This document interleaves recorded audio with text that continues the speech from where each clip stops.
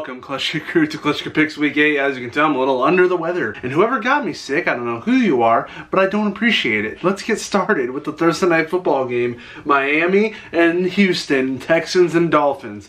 Now, the Texans beat the Jaguars last week. The Jaguars have not looked good at all lately. Blake Bortles played so bad that they took him out of the game.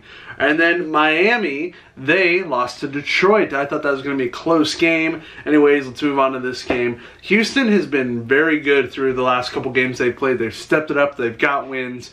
Miami, I have underestimated this season. And I think Houston, they're riding a hot streak so good right now. I think they're going to pull out the victory on Thursday Night Football, 24-17. The Eagles and the Jaguars. The Eagles lost on a Carolina comeback last week. That's what everybody's been coining it as. And the Jaguars just played terrible, like I said. So, the Eagles are the 52 Super Bowl champions, but they have not been playing like Super Bowl 52 champions. Carson Wentz has not looked like MVP Carson Wentz, well, MVP runner-up, until he got injured. Then Jacksonville, I had so much hope for you guys this season. I wanted to see you guys play good, but you just haven't these last couple weeks. So I think even though Philadelphia isn't the same as they were last year, and neither is Jacksonville, I think Philadelphia looks better right now. I still think Carson Wentz is producing, but he's not getting wins. So I think Philadelphia will beat the Jaguars 30-20. The Ravens and the Panthers. First of all, let's just say the Panthers, yes, they got the Carolina comeback. We talked about that. Now I want to talk about this face.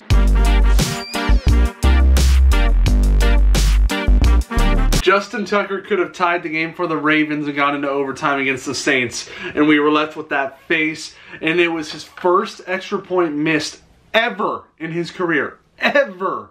He had never missed one, but he misses the one that would have tied the game to send them to overtime. That sucks.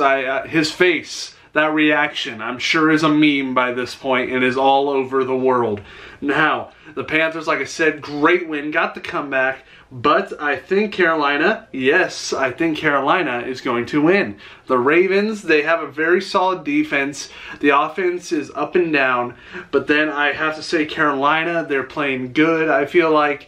And they're young, they're fresh. I think Carolina beats Baltimore 24-20. Jets and Bears, both of these teams lost. Jets lost to the Vikings and the Bears lost to the Patriots. But the Bears put up a good fight against the Patriots. The Jets, you know, the Vikings just came in, they played Vikings football, and they had themselves a pretty good day, and they got the W.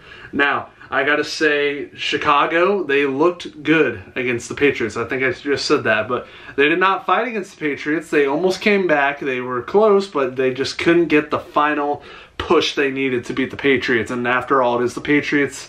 Everything seems to go their way. So now, I think the Bears are going to take that little victory, even though they lost, that little victory knowing they competed with the Patriots, and they're going to go to they're going to play in New York, and they are going to get the W. I think Chicago wins 31-24. Buccaneers and Bengals. Buccaneers won on a game-winning field goal, which left Baker Mayfield with this face.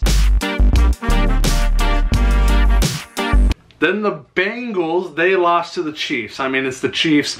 Their whole offense is one entire gigantic weapon. So it's very hard to beat the Chiefs. With Patrick Mahomes under center playing quarterback, the dude is ridiculous. Tyreek Hill is faster than a freaking cheetah. Kareem Hunt is so good at a running back position.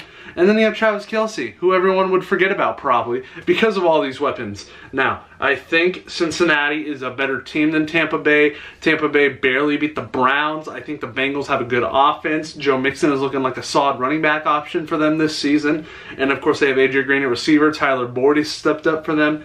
So I think the Bengals win 27-17. The Seahawks and the Lions. The Lions got the win last week. Seahawks were on a bye week. But before that bye week, we smashed the Raiders in London. So Detroit, they have had their hot spots and they have had their cold spots this season. Seattle's the same way, but I think Seattle's a better team. I think we're riding with a lot of confidence right now. With the way we're playing, it hasn't stopped, so I don't think it's going to stop, and I think it will help us beat the Lions 27-20. The Broncos and the Chiefs, these teams just played each other, and the Broncos almost pulled it off. But I don't think that's happening this time. This time they are in Kansas City, and last time they were in Denver. So Denver had a little home field help right there. Now, Denver destroyed the Cardinals last week. Kansas City, I said, beat the Bengals.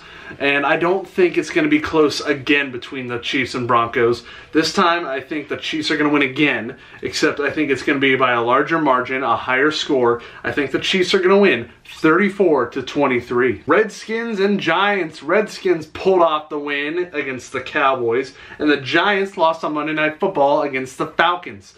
The Giants, they killed themselves, basically. They shot themselves in the foot. They were on the 1 yard line, tried to QB sneak it in with Eli Manning twice, which killed 40 seconds, 40 precious seconds. And even though they did get the score, throwing a touchdown to Odell Beckham Jr., it didn't help them. All that time killed trying to get Eli Manning in there and not getting in there, that I think is mostly what helped them lose. I don't think they would have pulled it off anyway. I don't think they would have got the onside kick.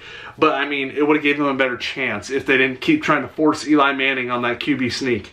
So it's just the play calls by the Giants, the coaches. It's basically their fault.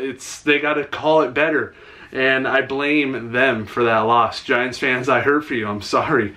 If they would have made better decisions, then I feel like it could have been a closer game and you guys could have had a chance in that last couple minutes. But where was I? The Redskins, they beat the Cowboys. It was a close game, but I think the Redskins are going to win. The Giants, it's just luck is not on your side this season. Your coaching has not been great this season. And OBJ, he has been kind of a diva out in the public, and he's been using his voice, and people are criticizing him. So I think the Giants just have a lot of troubles right now. Saquon Barkley seems to be their only bright spot.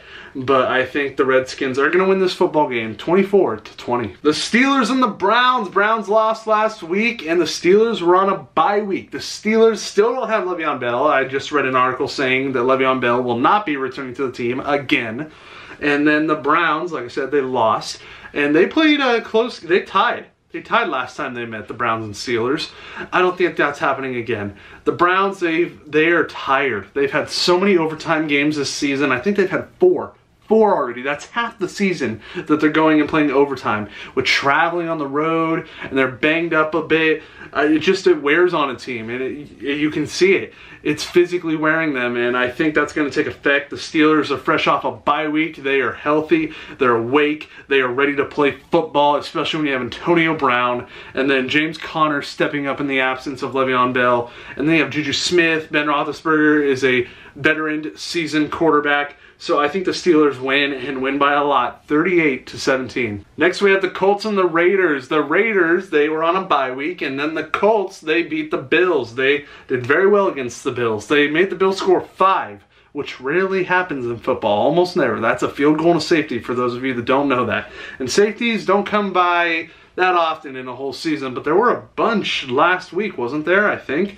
Anyways, the Raiders are struggling too. They just traded away Amari Cooper to Dallas, which I think is going to be good for Amari Cooper. I think he needed a change of scenery. But the Raiders just seem like they're not happy with the roster they had. They traded away Khalil Mack, now Amari Cooper. And I don't know what Gruden's thinking. But, yeah, everything's just not going their way. I don't see it going their way in this game. I think the Colts have it together right now, and I think that the Raiders, since they're like falling apart, I think that's going to hurt them. I think the Colts win this game 23-21. 49ers and Cardinals, both of these teams lost last week. The 49ers lost to the Rams, who are still undefeated, so I can't really blame them. The Rams are a very good football team. Cardinals lost to the Broncos. So I think this time, I'm just going to keep it short and simple. Let's get to the score for this one. I think the Cardinals will beat the 49ers 24-23. Rams and Packers, they have a very, very good matchup here. This is like the Rams' real test right here. Can they beat the Packers? Even though Aaron Rodgers is injured a bit and they've had their struggles this season, they are still the Packers. He's still Aaron Rodgers. So this is going to be a really good test for the Rams. Yeah, it's not like they've been playing terrible teams, but this is definitely the best team they've played so far in the season, and I think we all want to see this. Are the Rams so good they can go up against Aaron Rodgers and the Packers? I think they can, honestly. Both of these teams, good offenses. I think Mike McCarthy needs to know what to do with the running back situation in Green Bay, and I think that would help, complete the offense. But Aaron Rodgers, great quarterback. He's got good receivers. But then the Rams, Todd Gurley, looking like an MVP right now.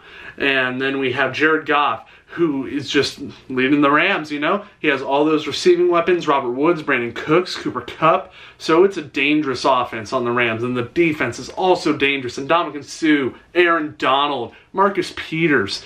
And that's just to name a few. So I think the Rams are going to have a test this week, but I think they will win and stay undefeated 34-27. The Minneapolis Miracle, we have a rematch. The Saints and Vikings. This is going to be an intense game. It is Sunday Night Football, everybody. Lots of people are going to be watching this game after what happened to the Saints last season, what the Vikings pulled off. Now, I think the Saints are going to get their revenge.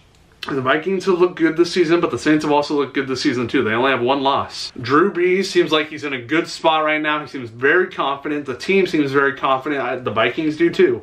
They are both playing very good right now. So I think this is going to be a bit of a shootout, kinda.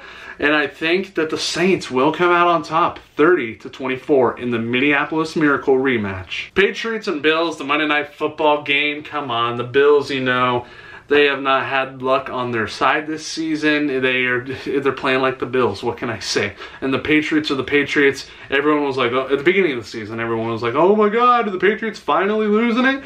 No, of course not. The Patriots are still dominant and a great offense. And even though their defense may not be, top of the line, when you have Tom Brady at quarterback, it's just dominant. He'll pull it off no matter what the case. He's proved it many times.